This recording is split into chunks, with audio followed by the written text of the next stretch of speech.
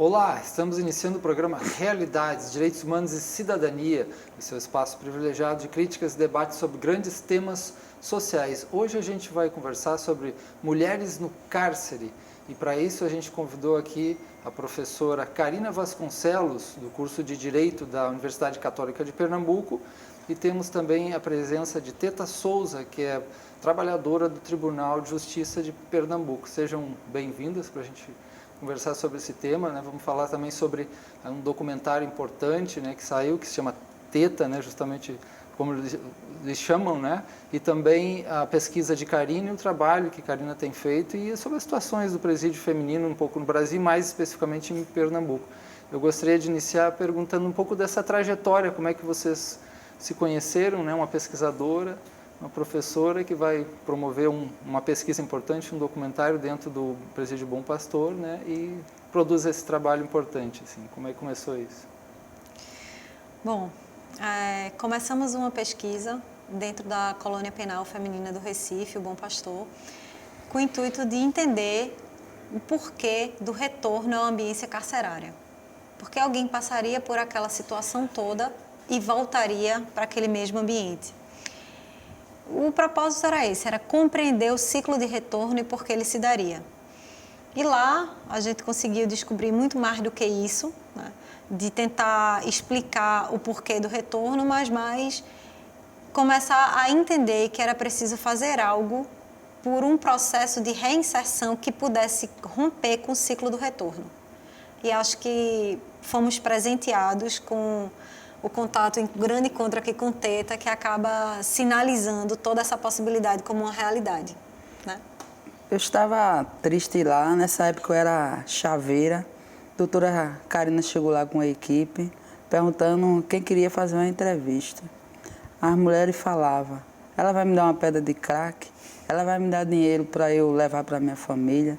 Mas eu estava tão triste que eu não queria nada, eu só queria me desabafar com uma pessoa que me desse atenção, porque a polícia não dava atenção, o psicólogo não dava atenção, minha família tinha me abandonado ali dentro.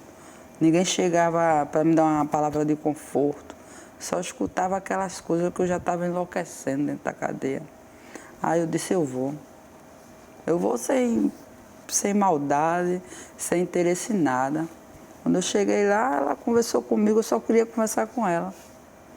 Parece que ali era coisa de Deus mesmo, que quando eu comecei a me desabafar, eu acho que desde a minha infância, de 12 anos, como foi minha vida até a minha idade que eu estou agora, que eu começava a chorar, contei juizado que eu passei, Bom Pastor. E ela foi uma pessoa que eu disse, doutora Karina, eu não tenho uma roupa para eu ir para minha audiência. Eu não tenho um sabonete para eu tomar um banho. Aquela coisa chegou assim de repente, ela foi embora. Mas ela não me deu uma palavra que não ia voltar, ela voltou. Ela disse que ia voltar e voltou. Ó, Teta, tem um pessoal te chamando lá fora. O pessoal da cadeia, os agentes penitenciários. Quando eu cheguei lá, roupa, pasta, sabonete, que eu fiquei ali, eu fiquei alegre, eu passei a confiar nela. No outro dia, teve a minha audiência, eu me libertei daquele lugar. Quando eu estou na fila para levar umas coisas para minha companheira, que eu já estava para fazer coisa errada, que eu ia entrar de novo na vida do mundo, porque quando eu chegasse na favela onde eu morava, não ia ter ninguém para me dar conselho, para arrumar um emprego para mim, nem nada não, ia me chamar para roubar, ia me chamar para traficar, mas graças a Deus eu vi uma pessoa da equipe de doutora Karina. Teta, eu olhei para trás, quando eu olhei para trás, disse, doutora Karina quer conversar com você, me dê seu número de telefone, aí eu dei, tudo direitinho, aí ela ligou para mim, quando ela ligou para mim eu estava em casa já pensando em fazer coisa errada. Aí foi quando ela disse, Teta, dá para você vir aqui no shopping Boa Vista? Aí eu fui. Quando eu cheguei lá, aí ela, quer comer, quer almoçar, Teta, almoço. Aí eu almocei. Aí eu fui realista, doutor, eu me lembro, tá tudo aqui na minha cabeça. Eu disse, doutora Karina, eu tenho nada em casa. Ela me deu um dinheiro para eu comprar umas coisinhas, para eu levar para comprar umas coisinhas para casa, eu comprei. Quando foi no outro dia, ela ligou para mim de novo. Teta, eu estou esperando você aqui. No shopping, lá no Marco Zero. No Marco Zero eu fui. Quando eu cheguei lá, ela disse, Teta, eu tenho uma notícia muito boa para você. Depende de você. Se você quer, a primeira é que você vai fazer um documentário comigo. Eu digo, doutora, tudo que vier da senhora é coisa boa. É tudo pro meu bem. E a segunda, um livro, Teta, você quer? Eu digo, quero, vai me ajudar. Tá certo. E a terceira, Teta, que você vai trabalhar no Tribunal de Justiça, você quer? Eu comecei a chorar. Naquela hora, todo dia eu pedi a Deus uma oportunidade. Se eu tivesse uma oportunidade na minha vida, eu ia viver uma vida normal. Não queria mexer em nada de ninguém, não queria traficar, não queria nada de ninguém. Aí ali, ela disse, olha, você não vai ter carteira assinada, mas com o tempo, o tempo vai dizer o que você quer. Depois de 6 meses, o projeto era de 6 meses, eu passei 9 meses. E eu fui trabalhando no tribunal, ganhava o meu salário mínimo, era R$450 naquela época, ganhava o ticket de refeição e ganhava o vale transporte. Trabalhava. Quando eu passava, eu não tinha acesso aos cartórios, porque eu era ex-presidiária. Eu só trabalhava no corredor, na garagem e em reciclagem. Não podia? Não podia entrar. Mas depois um dia eu vou vestir aquela farda. Nessa época era Jota. Eu vou vestir aquela farda um dia. Porque todo mundo passava e eu escutava dizendo, ex-presidiária ela é. Mas também todo mundo me abraçou dentro do tribunal, ninguém nunca colocou eu para trás, nada, todo mundo me ajudava. Aí eu passei no teste, vesti a farda da Jota. Aí fui pegar o antecedentes criminais e levar para a firma para pegar a farda. Quando eu cheguei lá, aí o rapaz disse assim, você não vai ficar não, porque sua ficha é suja. Aí eu voltei chorando pro tribunal, voltei chorando. Eu disse, poxa, e agora? Eu queria tanto vestir aquela farda ali, e agora eu não vou mais vestir. Eu vou falar com o doutor João Guido, da 11ª Criminal, que ele gosta de mim. Aí ele chegou lá, eu disse, doutor João Guido, fui pegar minha farda na Jota e não me deram minha farda, porque minha ficha é suja.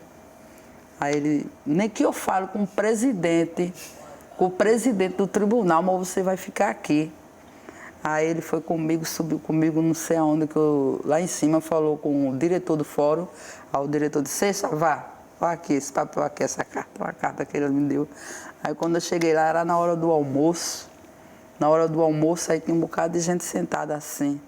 Aí quando ele disse, eu não vou atender mais ninguém. Quando eu apresentei a carta, ele disse, a gente só vai atender ela, porque ela está com essa carta aqui e a gente vai ter que atender ela. Aí disse, aqui sua farda. Aí era para eu trabalhar no outro dia.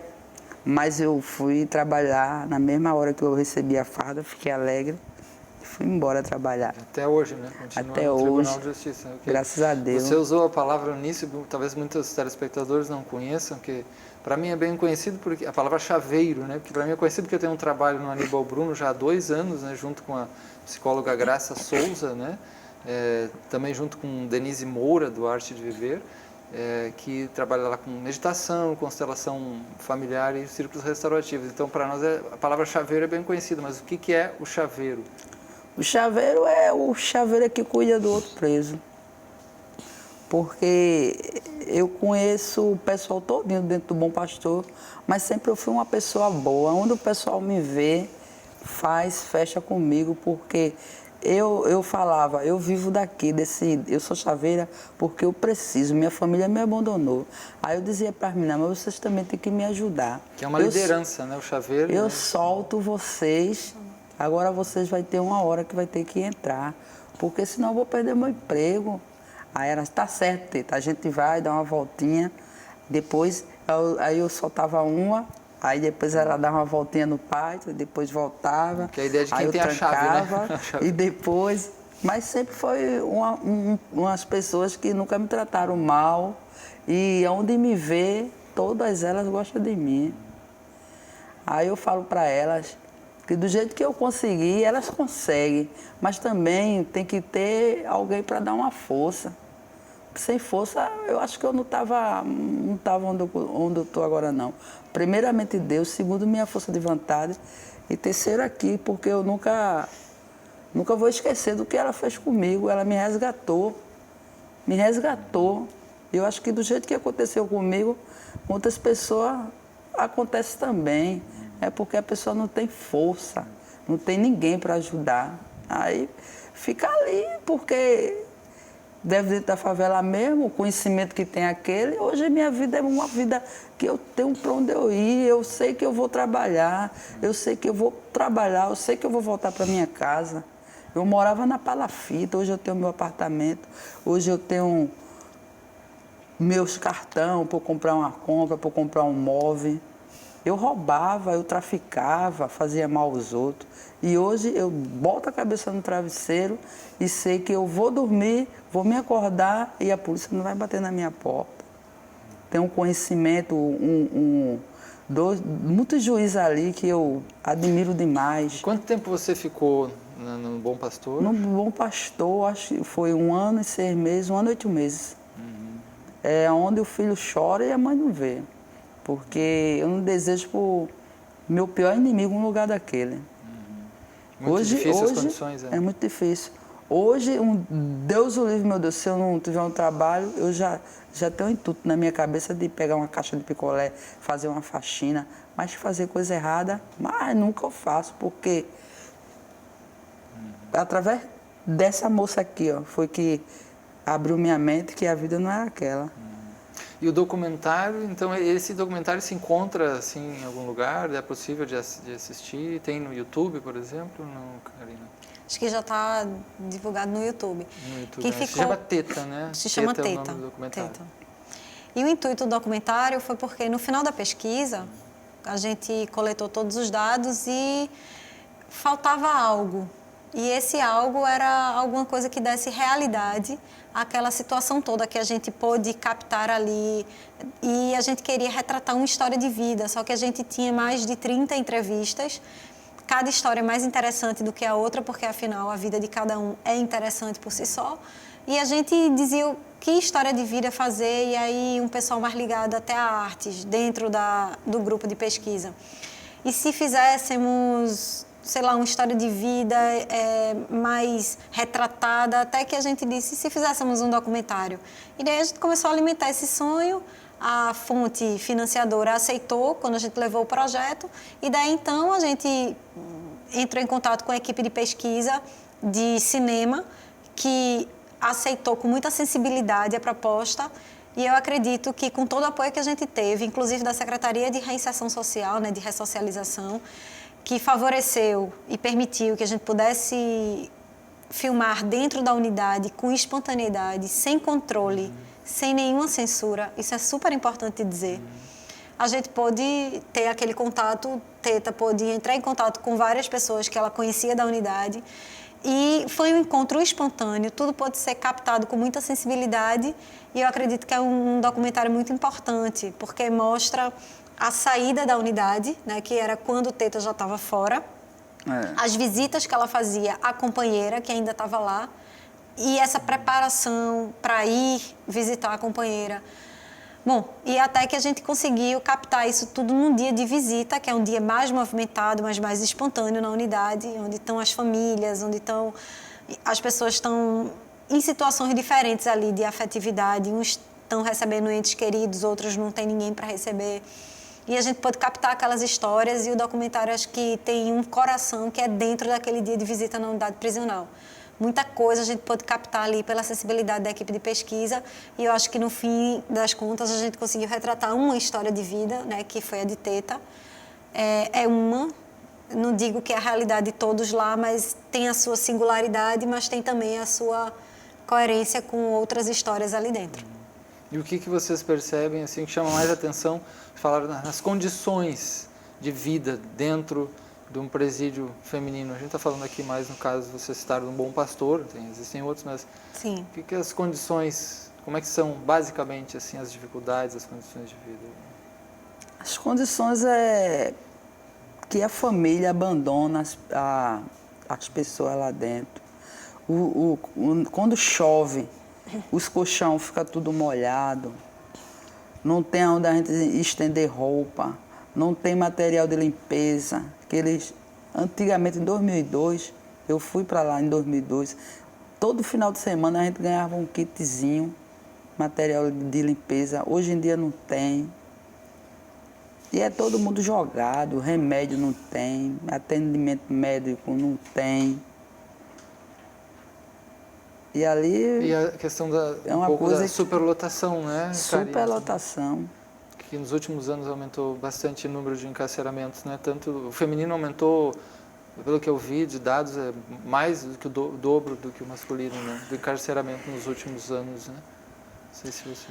A gente dormia tudo assim. Se dormisse assim de papo para cima, levava chuto. Dizia, ai, dormir em casa. Dormir de lado. Tem que dormir de lado, tudo assim na fileirinha, uma atrás da outra. Para tomar um banho, uma confusão. Para pegar um balde d'água, outra confusão. Não tem condição Daí nenhuma. a necessidade de lideranças e certo controle também para até funcionamento, né? Interno, não só os agentes, né? Cada uma cela tem uma pessoa mais velha da cela para dominar, para fazer o controle de limpeza, de água, a hora de lavar roupa, tem que ter um líder dentro da cela. Eu morava na 23, eu era que tomava conta. Eu era a mais velha da cela. Também eu não brigava com ninguém, não ameaçava ninguém, conversava quando não queria fazer. Porque tem a mulher que não queria fazer a faxina, tem que fazer a faxina. Não pode fazer nojeira dentro da cela, tem que lavar os pratos. Cada um tinha o dia de fazer sua faxina e tinha que fazer. Karina, impressionante. Acho que as condições, elas são bastante precárias, Marcelo. É. E não é nem por uma precariedade pré-ordenada, digamos assim. Ao longo dessas minhas visitas e inspeções dentro das unidades prisionais, eu conheço quase que a malha penitenciária aqui de Pernambuco e algumas cadeias públicas. Eu vejo que, apesar de haver um código penitenciário, apesar de haver uma diretriz geral da Secretaria de Ressocialização, mas cada unidade acaba respondendo um pouco à sua própria realidade. Então, a colônia penal feminina, assim também como Paratibe, quando eu comecei a fazer essa pesquisa no Bom Pastor em 2012, em 2010, né? Acho que começamos em 2009, acho que começamos a entrar. 2012 foi quando concluiu-se tudo.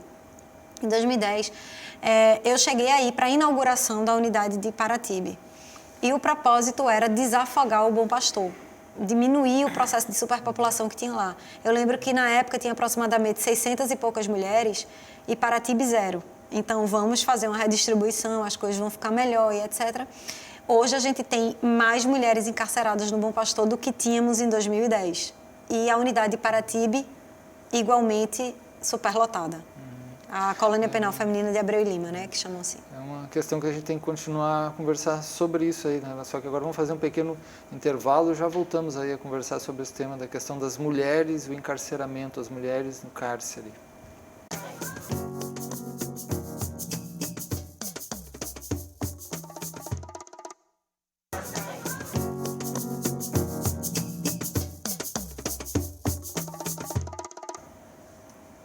Estamos de volta conversando hoje sobre mulheres no cárcere. Temos aqui a presença de Karina Vasconcelos, que é professora na área do Direito da Universidade Católica de Pernambuco e uma das grandes especialistas nesse tema do aprisionamento, principalmente feminino. E temos também a presença de Teta Souza, que é funcionária, né, do Tribunal de Justiça e também protagonizou o importante documentário que a gente falou no primeiro bloco, com o mesmo nome, né, Teta, contando histórias de vida, né, ligado ao presídio Bom Pastor, né. Eu gostaria de dar, antes de passar para os nossos convidados, alguns dados importantes que a nossa produção aqui levantou, que é uns dados que vêm de 2014, 2015, falando que a população carcerária no Brasil era de 580 mil, mais ou menos, presos, né, pessoas, sendo 38 mil, quase 38 mil mulheres, né.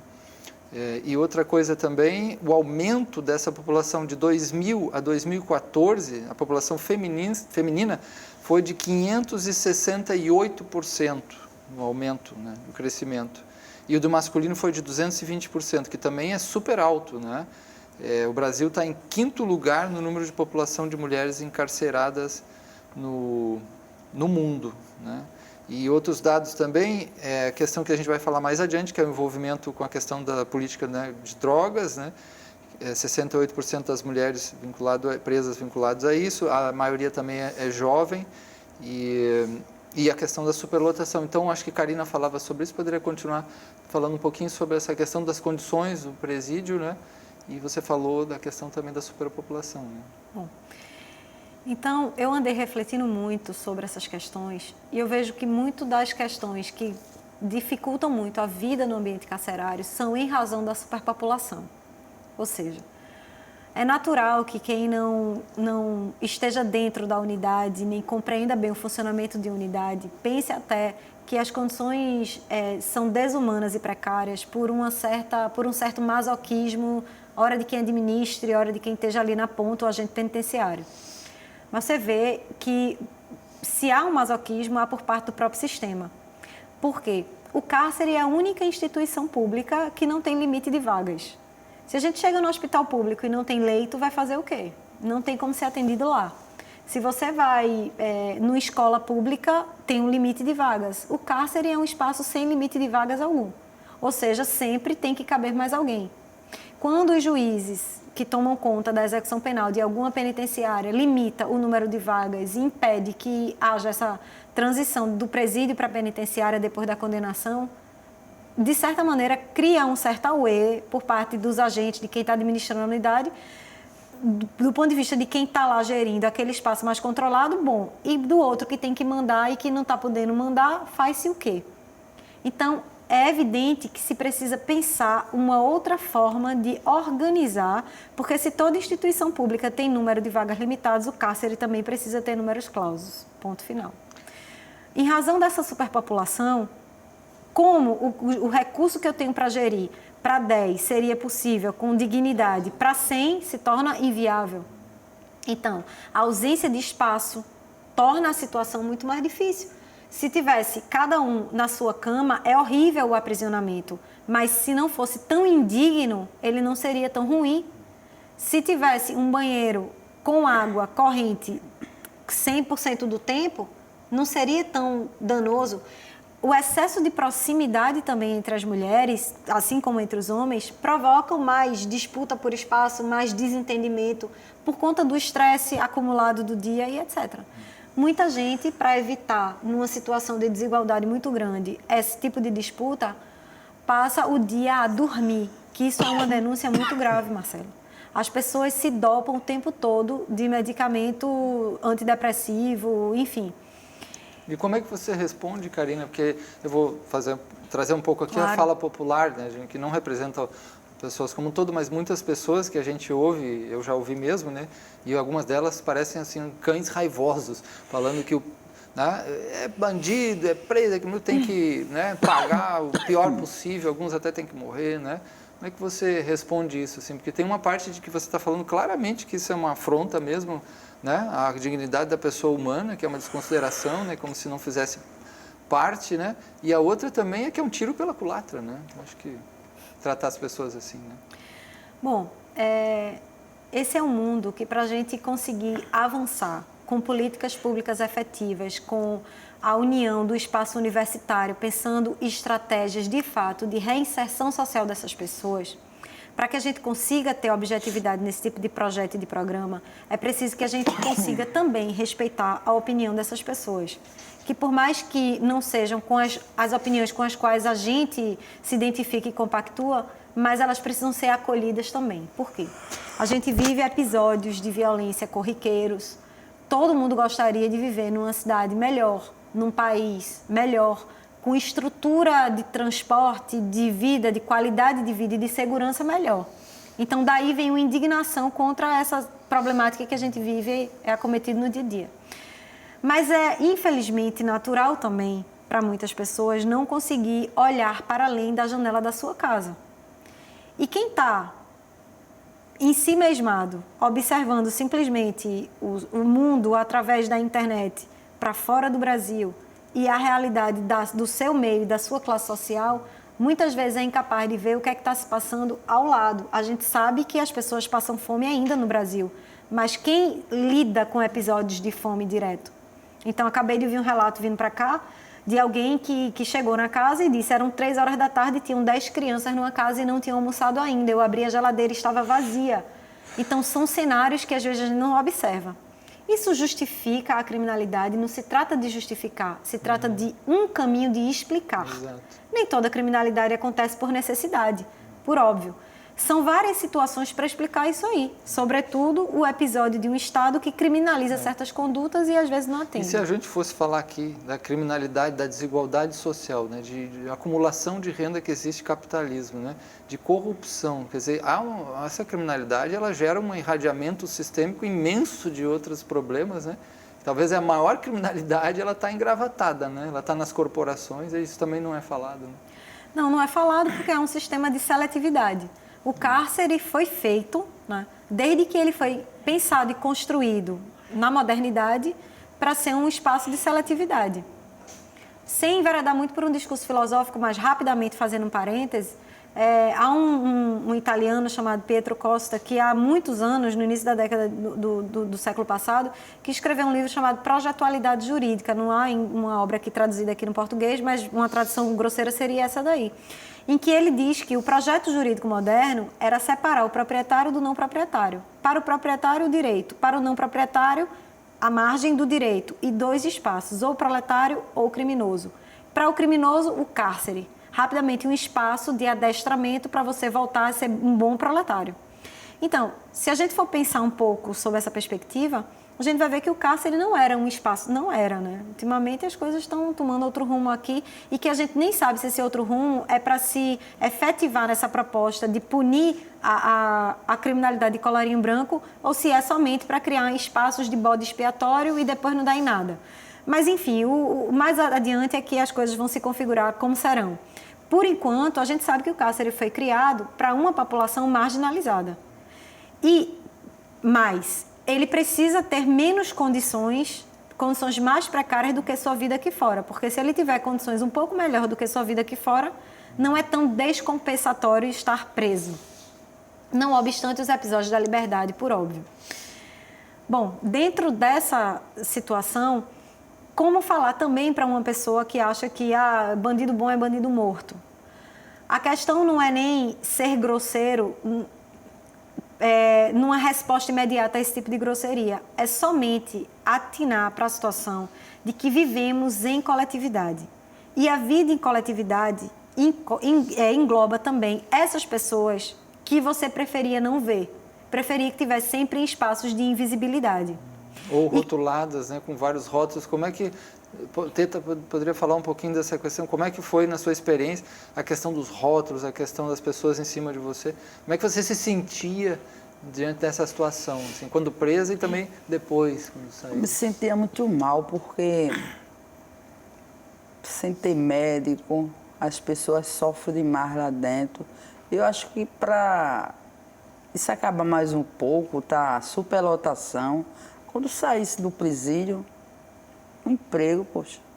Um emprego, procurasse promover alguma coisa àquela pessoa, porque sai dali de dentro, a pessoa sai, às vezes não tem nem casa. Quando eu cheguei no meu barraco, não tinha nada. Os outros tinham levado fogão, tinham levado bujão. Eu olhei assim, eu digo, meu Deus, o que é que eu vou fazer agora? Até as paredes o pessoal tinha levado. Quando a gente vai preso, quando a gente deixa uma casa, nunca a gente volta para encontrar do mesmo jeito. Aí chega uma pessoa chamando a gente para traficar, chamando para roubar, sem ter um emprego, sem ter para onde ir, a pessoa vai fazer aquilo de novo, porque está sem ajuda. Ele solta e cadê? Todo dia o pão, a gente vai ter que comer. Sai daquele inferno, chega na rua, sem ter ninguém para ajudar, sem ter ajuda de ninguém, sem emprego, sem nada, a mente fraca vai procurar fazer coisa errada. Tem que ter alguém para ajudar, ter ajuda. Quem estiver me escutando, que tiver poder, tiver dinheiro e tiver como ajudar essas pessoas, é tirando dali e colocando para trabalhar. Meu sonho é que o projeto Começar de Novo volte, porque do jeito que me resgatou, vai resgatar, porque ninguém vai para canto nenhum sem ajuda, não. Tem gente ali que não quer nada com a vida, Deus que me perdoe, sabe? Que eu não vou dizer que todo mundo vai trabalhar e vai querer trabalhar, mas tem gente ali que só precisa de uma oportunidade que nunca teve na vida. Só se encontra, quando sai dali, encontra com gente, bora roubar, bora traficar. A pessoa vai fazer a mesma coisa, porque o mundo é aquele. Hoje meu mundo é esse, porque eu descobri coisas boas. Me botaram para eu conhecer um mundo bom. Hoje eu vivo no meio de advogado, de juízes, de promotor. Eu ia no fórum assinar. Quando eu chegava na porta do fórum, quando eu via na vida errada, eu voltava da porta mesmo. Eu dizia, não vou entrar naquela porta não, que vão me prender. Hoje eu entro limpo o gabinete do juiz, dos promotor, vejo polícia todo dia, não tenho medo de polícia, porque eu conheço outro mundo, eu entrei em outro mundo. E você está com a camiseta do Além das Grades, Além né? das Grades. Só para dizer para o nosso telespectador que é um movimento, né? Um pessoal muito ligado à Faculdade de Direito de Recife, mas também outras pessoas fazem parte, né? Muitos alunos, né, da Universidade Federal e outros lugares também. É um grupo aberto que faz um trabalho muito importante, não só de pesquisa na área da questão do cárcere, né? Mas também de assessorias, de auxílios, né? Em relação à questão da população carcerária, né? Esse grupo, Além das Grades, eu tenho muito a agradecer a eles, porque eu ia dar palestra na universidade, então a senhora já participou também. Meu salário é pouquinho, né? Tem que fazer feira, tinha que ajudar um, ajudar outro. Sempre eu morava na palafita e sempre meu barraco caía, porque quem mora na palafita, com o tempo, as taubas vai. É mesmo que a gente mora na rua. E ele, aquele pessoal ali, me ajudou muito. Eles se organizavam, eles faziam cotinha. Teta, a gente arrumou dinheiro para comprar as telhas, Teta, vem pegar. Teta, a gente arrumou dinheiro para comprar as madeiritas, Teta, venha pegar. Teta, a gente arrumou dinheiro para comprar as tábuas de piso, Teta, vem pegar. Teta, a gente arrumou dinheiro para comprar os pregos. Para mim é um pessoal, um menino do bem. A hora que ele precisar de mim, eu estou para ajudar. Fazer palestra, o que for, porque eles vão e ajudam mesmo. Uma prima minha estava presa, tinha acabado de ter um bebê no Bom Pastor. Aí eles chegaram lá, mexeram nos papéis dela e soltaram ela, graças a Deus. Está solta. Está trabalhando por conta da CAEL, ela. E está cuidando da filhinha dela. Porque quando devolveram a filha dela, que passa 6 meses e depois tem que entregar a família. Quando ela entregou a filhinha, a família, e ficou lá no Bom Pastor, ela ficou chorando. Porque a pior coisa é separar o filho da mãe. É esse outro ponto que a gente tem que conversar, né? Também, Karina, o pessoal tem acompanhado essa questão, né? Também tem outro pessoal trabalhando sobre isso também, a questão da maternidade no cárcere. Mas antes eu queria mostrar aqui a capa do livro, né, de Karina Vasconcelos, que é sobre o Bom Pastor, as histórias e os afetos, né, que é o fruto dessa pesquisa, né, e também ligado ao documentário que a gente falou, o documentário Teta, né. É um livro que se encontra, né, já pode comprar pela internet, né, só colocar lá o Bom Pastor, as histórias e os afetos. Quer falar um pouquinho sobre essa pesquisa, essa obra? Sim, pode ser. Isso aí foi o resultado da pesquisa lá dentro do Bom Pastor. A gente tínhamos um grupo de pesquisa, tivemos um auxílio e aparato do Pró-Cidadania, que é o Instituto Brasileiro Pró-Cidadania, que acreditou no propósito da pesquisa, fez a interlocução com o Estado de Pernambuco, e o Estado de Pernambuco foi quem patrocinou essa pesquisa, então possibilitou de toda maneira. Abriu literalmente as portas do cárcere. Nós tínhamos um grupo maior, nos dividimos em 2 grupos. Eu coordenei a equipe que ia ao Bom Pastor e Stefano Toscano coordenou a equipe que ia à unidade masculina, que foi a penitenciária Professor Barreto Campelo.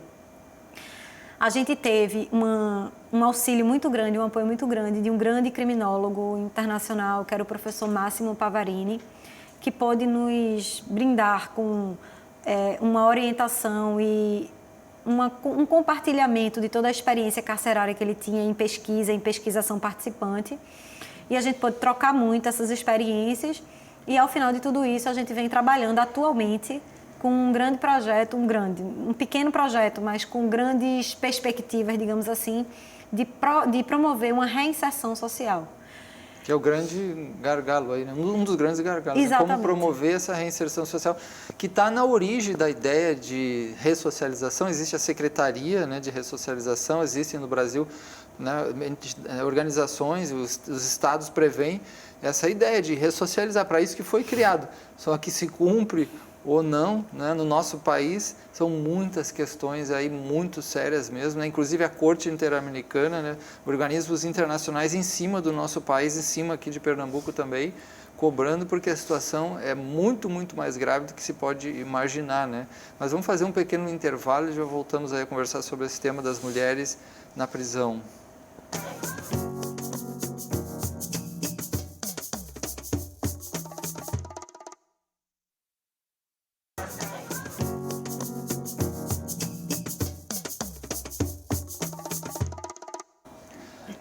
Nós estamos conversando hoje sobre a questão das mulheres no cárcere, né? E aqui a gente falava com Karina, ela estava dando alguns dados, algumas, né, colocando situação importante, né, como é que é, as dificuldades e tal.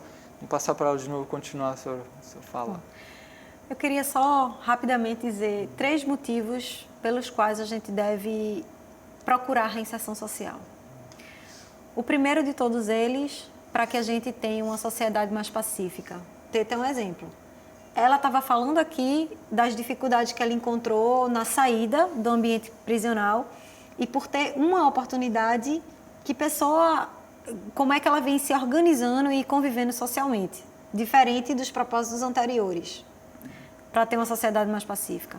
Segundo, pela própria pessoa, que merece ter a chance de tomar outras decisões com possibilidade.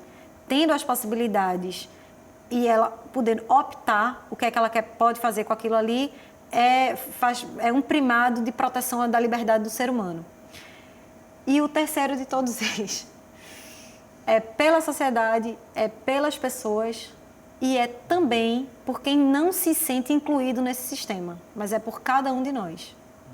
Então, 3 razões para a gente procurar os processos de reinserção. Por fim, como fazer isso? Ninguém pode dar uma receita de como ressocializar. E a palavra é uma palavra até da qual eu nem gosto, mas como a gente pode auxiliar o processo de reinserção? Simplesmente respeitando a singularidade de cada pessoa ali presa. Então, é preciso que a gente crie projetos junto com as pessoas que estão ali prestes a sair da unidade, de como é que a gente pode auxiliar essas pessoas na construção de um próprio projeto de saída da unidade e não retorno às práticas criminosas. E eu vejo 2 vieses muito fortes nesse tempo de experiência com o ambiente carcerário. Não tenha dúvida, é o emprego. Às vezes só falta essa oportunidade objetiva, o trabalho. E outro são as questões dos laços afetivos interrompidos e rompidos pela sistemática da prisão. Então, atuando num contexto da família e atuando no contexto das oportunidades de trabalho, eu acho que a gente conseguiria grandes ganhos no processo de reinserção. E seria uma forma de interromper esse ciclo de retorno. Essa experiência também eu tenho já há 2 anos, com o trabalho semanal praticamente que tenho feito no Aníbal Bruno, com os grupos de círculos restaurativos e usando também, a gente trabalha muito a questão da família, usa algumas dimensões de constelação familiar e essa é a questão mais preciosa, mais cara, que mais emociona, mais toca as pessoas quando fala, traz a questão do histórico familiar, da distância, das perdas, né? É uma questão que realmente você tocou assim muito bem, as condições econômicas, as condições estruturais, as condições emocionais e afetivas, que está tudo incluído aí dentro. Falando sobre esse aspecto, que diferenças básicas vocês veem da mulher encarcerada e do homem? Né? A situação da mulher aqui em Pernambuco, por exemplo, as diferenças básicas das condições. Eu acho que a mulher sofre mais do que o homem. Eu acho que é tudo peso, mas a mulher sofre mais. Porque a gente passa o dia todo ali naquela cela. O homem derruba logo aquilo ali, quebra tudo e pronto, fica solto mesmo. Mas a mulher não fica o dia todinho presa ali dentro. 6 horas da manhã sai para tomar café. Quando dá 6h30 entra tudo de novo, meio-dia. Sai para almoçar, 1h entra de novo, 5 horas. Vai tomar café, 5h30, 5h20, volta para dentro de novo. Tudo na tranca. Dia, noite e dia. Só sai aquelas que têm uma prioridade para ir trabalhar. E as que não têm. Passa o dia todo trancada, aquilo ali é para enlouquecer. Uma mulher briga por causa de um prato, outra briga por causa de uma colher, outra briga porque outra pegou uma pasta, outra briga por causa de um sabonete. E é muita briga dentro da cadeia. Por causa de coisas banais, que não é nem para estar arengando. Eu, quando era chaveira, quantas vezes eu abria a cela para desapartar a briga, dizendo, não brigue não, bora orar, bora conversar. Aí tenta estar certo, aí começava a conversar e chegar num acordo que unia elas. E a gente ficava ali conversando, mas eu já vi muita coisa ali dentro, por causa de besteira, porque elas não são culpadas não, é a prisão ali, o dia a dia, a pessoa enlouquece. Poderia ter todo um trabalho, né, de enlouquece ali, mais, né? aquele tumulto todo e sem ter para onde ir, aquela agitação, a pessoa termina endoidando. Eu acho que quem vai preso, eu acho que nunca tem uma memória boa não. Eu mesmo não sou, eu trabalho e tudo, mas eu acho que eu não sou boa da cabeça, não. Noite de sono. Você acorda com talidade. Bora, você acorda todo mundo para dar baculejo dentro da cela. Ninguém é certo, não. Ninguém é bom, não. Ninguém aguenta, não. Ninguém tem medo para isso, não. A gente fica doente quando vai para um lugar daquele. Aquilo ali é um negócio de louco, de doido. De quando é bom, fica doido ali dentro. O abandono é maior, Karina, assim, na questão do feminino para o masculino, na sua avaliação? Muito maior. Muito maior. A questão afetiva também? Também. Porque no presídio masculino, aqui na realidade brasileira, mas aqui em Pernambuco, há 2 visitas semanais. Aos domingos, a visita da família. E às quartas-feiras, foi proibido, mas era assim, até um tempo atrás, havia não só a visita íntima das mulheres, como havia a possibilidade de pernoitar na unidade prisional. Muita gente nem sabia disso.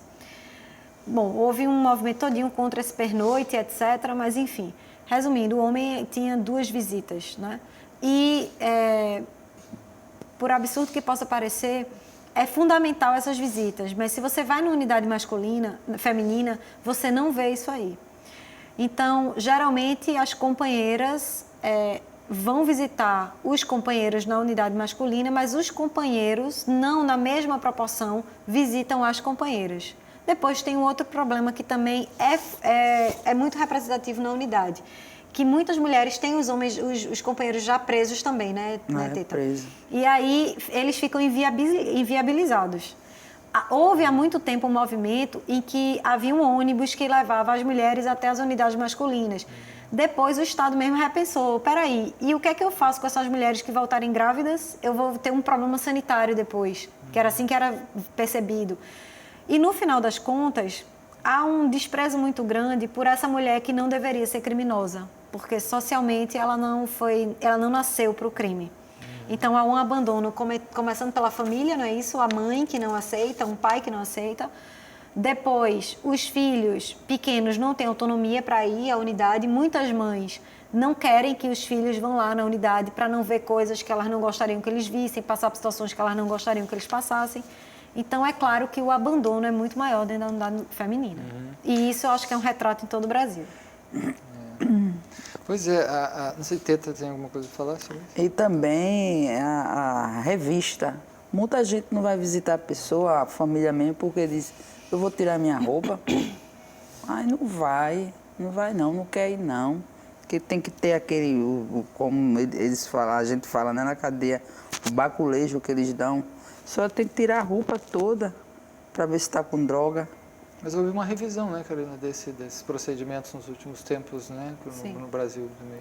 E era mais E, e isso gera uma confusão muito grande, porque acontece, quando acabou com a visita vexatória, que era assim como chamava, ou desculpa, com a revista vexatória, e aí não poderia ter esses episódios, por exemplo, havia um espelho no chão, a mulher tinha que se agachar sem roupa. Por quê? Porque já encontraram vários episódios, não só de drogas como celulares, embutidos na vagina, e daí a visita ficou cada vez mais vexatória em razão dos mecanismos de controle de tráfico de drogas e de celulares. Pronto. Houve movimento, acaba com a visita vexatória. Pronto, acaba com a visita vexatória, mas os agentes diziam, e como é que a gente controla agora?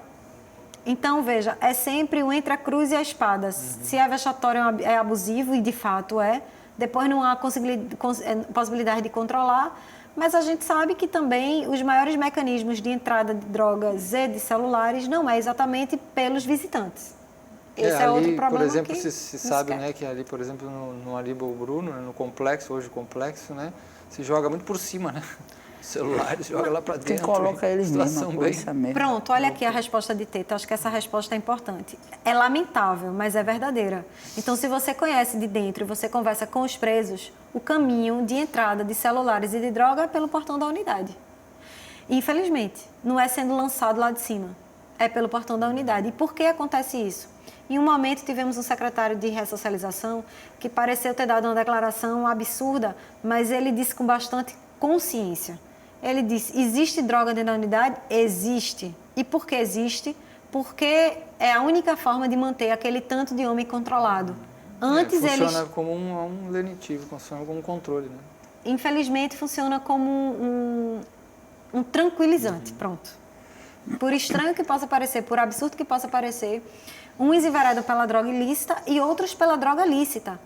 Mas esse fenômeno é muito mais perceptível na unidade feminina do que na masculina. O uso exagerado de medicamento para dormir. Essa tranca a que Teta se refere, quem não conhece o sistema prisional pensa assim, todos eles não ficam trancados na cela, não. Não. Há várias unidades que não tem nem como condicionar todo mundo ali dentro das celas, então eles ficam pelo pátio, eles ficam dentro, ao menos, do pavilhão, mas soltos da cela, entrando e saindo. Mas na unidade feminina havia um controle muito grande, principalmente na época da pesquisa, e as mulheres ficavam literalmente trancadas na cela. Mas era assim, coisa de... Tinha uma cela que tinha 50 e tantas pessoas e tinha lugar para condicionar 8 ou 10 no máximo. E aí elas fazem o quê? O tempo todo trancadas. Aí, bom, assiste um pouco de televisão, né? Quem tem celular usa o celular e quem não tem esses confortos, pequenos confortos e uns até não lícitos, né? Que é o caso do celular, faz o quê? Dormir, tomar comprimido para dormir. Pronto, olha aí. Pois é, eu fico me imaginando se eu estivesse num lugar assim, no mínimo uma boa cachaça eu ia precisar tomar. Deve ser uma situação muito difícil. Passar o tempo todo. Agora, ao passo que se você pega essas pessoas e convida, gente, vamos fazer alguma atividade aqui, vamos pensar, e quando der para sair daqui, vamos estudar, mas não, Marcelo, de uma maneira romantizada, nem de uma maneira como se fossem pessoas sem singularidades e passíveis de adestramento, mas como uma proposta.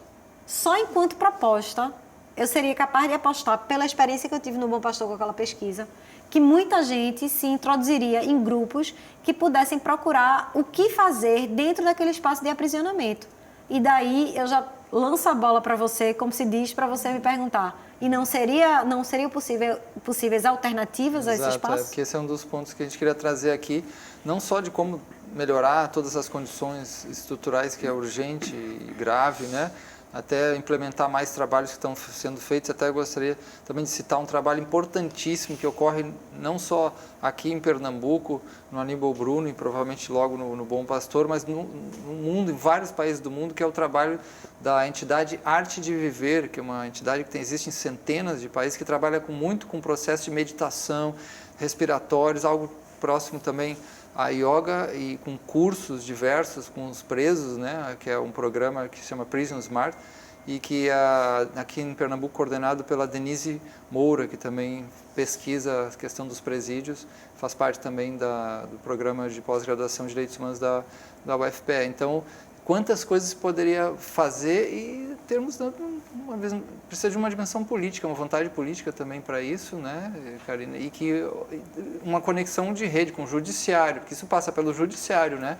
Obviamente, então a questão das penas alternativas. Tem propostas que são abolicionistas, como a gente chama, né? Que tem que abolir e colocar outros meios, porque esses meios de aprisionamento eles são um tiro pela culatra, né? Aí, como é que você vê um pouco isso? Certa vez uma pessoa me perguntou, se tu pudesse, eu acho que teu sonho seria ter o poder de extinguir os cárceres. Puf. E quando você estuda muito cárcere, você tem essa dimensão do absurdo todo que ele é, né? Tem um sentido político, econômico muito grande, mas do absurdo humano que ele é. Aí, naturalmente, poderia vir espontaneamente essa resposta. Então, mas foi muito rápida a reflexão, mas foi muito profunda, ao passo que muitos anos depois eu ainda me lembro disso e sempre entendi isso muito fortemente. Não, meu sonho não era ter o poder de abolir os cárceres, nem de estar numa posição que eu pudesse dizer agora não existe mais isso. Mas era, literalmente, que cada pessoa, não só quem está dentro, mas também quem está fora, conjuntamente, fosse lá quebrar, cada um, o seu pedacinho de cárcere. Por que precisamos excluir? E, na verdade, por que a gente chega nesse ponto de a única forma de viver com segurança é excluindo certas pessoas? Bom, como é que a gente pode pensar alternativas ao cárcere? A gente só pode pensar alternativas reais ao cárcere se a gente começar a se programar para prescindir do cárcere. Enquanto criamos alternativas ao cárcere sem prescindir dele, tornando ele o elemento central e as medidas alternativas somente circulando ele, a gente nunca deixa de afirmar ele, ou seja, de afirmá-lo. Moral da história. Para pensar alternativas, precisamos o tempo todo pensamos como nos liberar da necessidade do cárcere, que inclusive é o título do anexo, do apêndice a esse livro aí, que foi o curso todo daqui do professor Márcio Bavarini. Recentemente vai ser publicado no livro em homenagem a ele, organizado por dois pesquisadores, um no Rio Grande do Sul e outro no Rio de Janeiro. Mas, enfim, qual é toda a questão? Pensar alternativas a ponto de tornar o cárcere desnecessário é justamente pensar medidas anteriores a quem é que eu estou intitulando de criminoso e pensar políticas sociais que possam ir de encontro às políticas que mais são criadas para aprisionar, por exemplo, em torno da lei de tráfico de drogas. Certo, esse é um ponto muito importante.